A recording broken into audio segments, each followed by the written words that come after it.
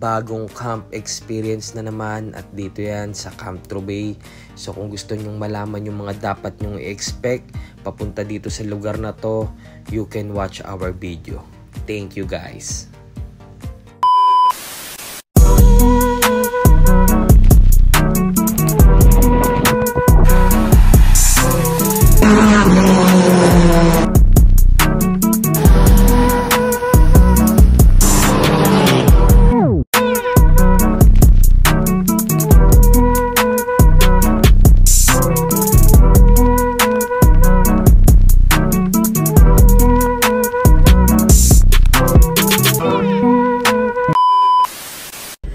Yo, what up? Magandang araw sa inyo lahat. We are heading to Camp Trubay. Yan, kasama ang aking napakagandang asawa. So, hindi pa masyadong nadidiscover itong lugar dahil nakita ko parang konti pa lang yung nag-vlog dito. So, check out natin. So, ayun na nga mga tol, nandito na tayo sa Marcos Highway. So, kaya kami gumagawa ng mga ganitong video.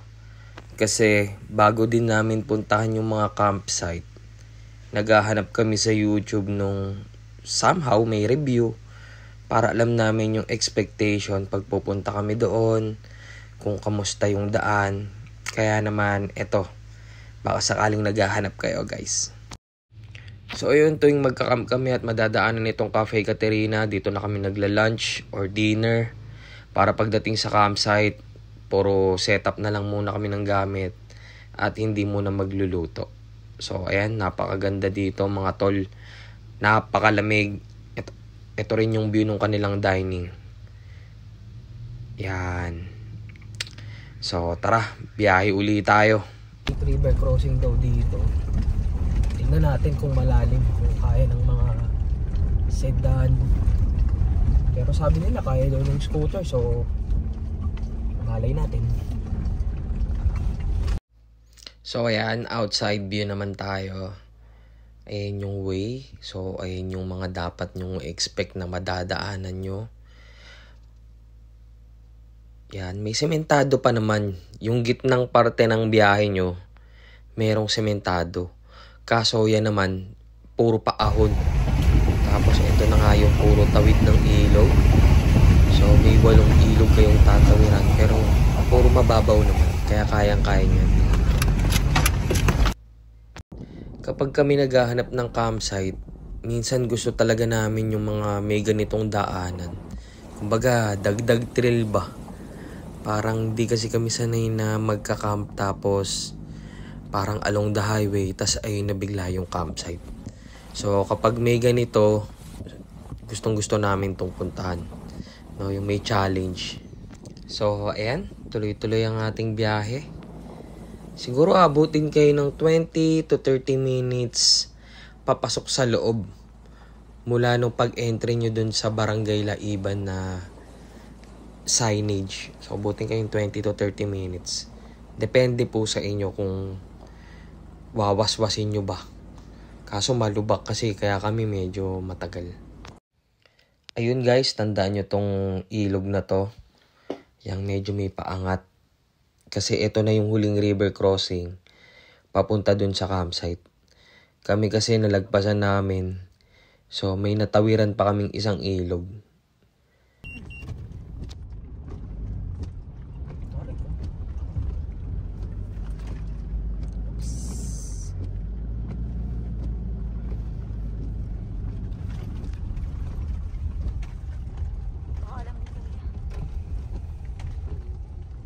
Pwede magtanong, saan po yung Camp Trubay? So, ayan na. Nalagpasan namin, layo na nilagpas namin. Pero, okay lang.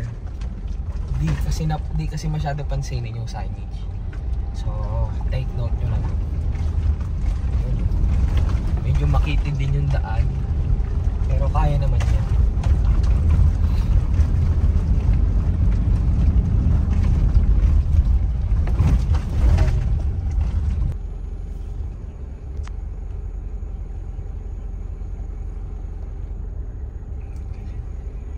Tayo lang nandito ulit. At ito na nga, nakapasok na tayo. Diyan sana kami magtatayo ng tent kaso di kasya. Kaya napilitan kami lumipat sa kabila.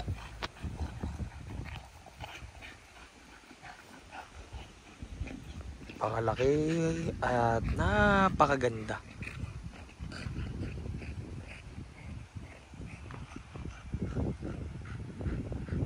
Wash area.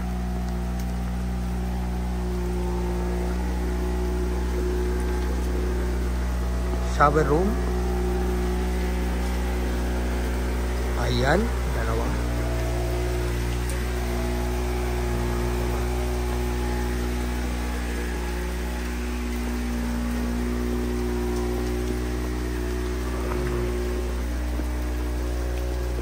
Nice. So, dalawa rin ang wash area. Galing parang sa ano rin, no? Siguro ganito yung usual setup ng mga CR nila. Tsaka wash area. Tubig check. Lakas.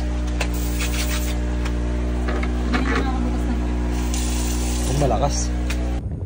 So ayan, kahit maulan, buti na lang hindi kulay putik ang tubig.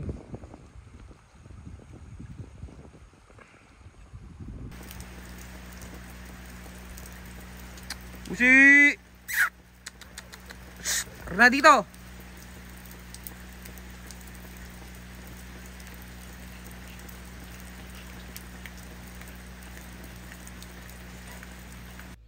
So, ayan, setup na tayo. Rain or shine, ready naman tayo dyan. So, ang kagandahan nga ng site na to is, ayan, meron silang latagan ng tent na may bubong.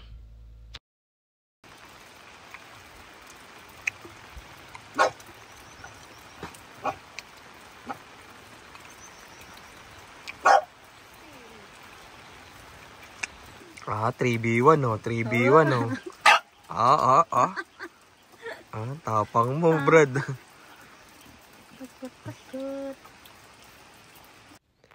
Isa rin to sa maganda sa campsite na to.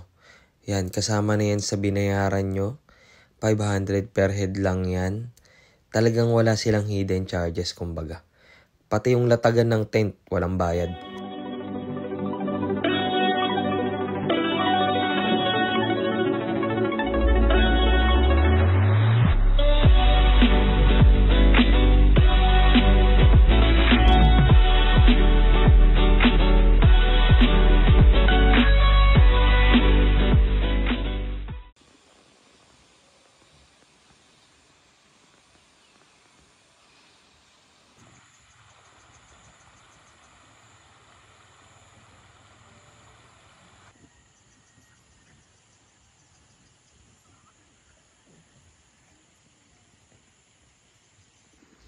Ayan guys, ganyan siya sa morning. Napakapayapa.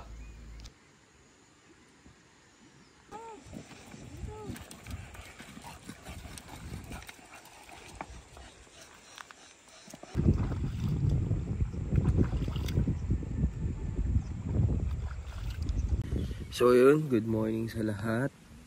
So overall, okay naman. Malamig ang panahon sa gabi. Hindi mo kailangan mag-electric fan. Tanging tunog lang ng ilog at ng ibon ang maririnig mo. No? Nga lang, sa pagpunta medyo alanganin talaga pag sedan. Pero do kaya naman, yun nga lang, baka may stress ka kasi maraming lubak. Mabato yung daan. So, nasa sa inyo kung gusto nyo parang i-try. Actually, may van nga dito. Ayan. Nakasabay namin. So, kung kaya nila, tingin ko kaya nyo rin naman. Kaso nga lang, ingat na lang. Pero all the best tong campsite na to. Pwede tong balik-balikan. Maganda rin, maganda. Mabait pa yung caretaker, madaling kausap. At may wifi. Sa mga gusto magtrabaho habang nandito, gusto mo lang lumayo sa Manila, magtrabaho, pwede dito. Kahit na malayo yung router sa amin, medyo abot pa rin dito sa spot namin. So, goods na goods lalo, +1 yun. Tapos malinis ang CR, malinis ang kapaligiran. Okay na okay. Camp Trubay.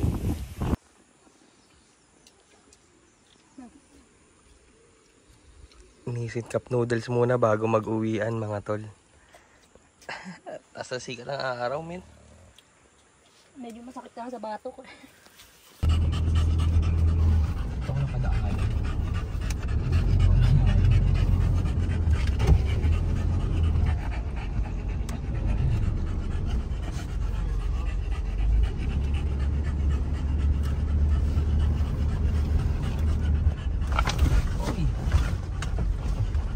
Yeah, thank you!